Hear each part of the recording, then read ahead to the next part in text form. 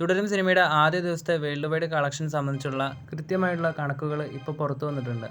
കേരളത്തിൽ 5,10,00,000, കർണാടകയിൽ 45,00,000, തമിഴ്നാട്ടിൽ 20,00,000, റെസ്റ്റ് ഓഫ് ഇന്ത്യയിൽ 25,00,000.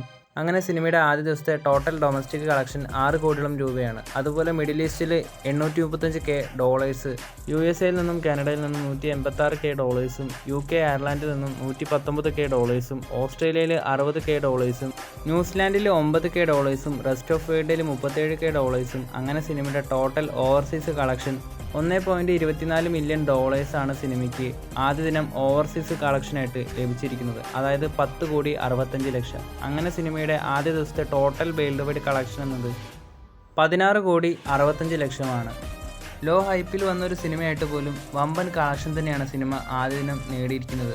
തുടരും സിനിമയുടെ കളക്ഷൻ ഈ ലെവലിലേക്കൊക്കെ എത്താനായത് സിനിമയ്ക്ക് വന്ന പോസിറ്റീവ് റെസ്പോൺസ് തന്നെയാണ്. എന്തായാലും കുടുംബ പ്രേക്ഷകർ സിനിമ ഏറ്റെടുത്തിരിക്കുകയാണ്. തുടരും സിനിമയ്ക്ക് രണ്ടാം ദിവസവും ഡബിൾ കളക്ഷൻ ഉണ്ടാകുമെന്നാണ് മൂവി ട്രാക്കേഴ്സൊക്കെ പ്രതീക്ഷിക്കുന്നത്. രണ്ടാം ദിവസത്തെ സിനിമയുടെ കേരള കളക്ഷൻ 7 കോടിക്ക് മുകളിലും അതുപോലെ സിനിമയുടെ വേൾഡ് വൈഡ് കളക്ഷൻ 24 കോടിയിലേക്കും എത്താനും ചാൻസ് ഉണ്ട്. അങ്ങനെ 2 ദിവസം കൊണ്ട് തുടരും സിനിമ 40 കോടിക്ക് മുകളിൽ വേൾഡ് വൈഡ് കളക്ഷനും നേടും. മൂന്നാം ദിവസത്തെ സിനിമയുടെ വേൾഡ് വൈഡ് കളക്ഷനും കൂടി കൂട്ടുകയാണെങ്കിൽ സിനിമ 3 ദിവസം കൊണ്ട് 50 കോടി ക്ലബിലും ഇടം നേടും.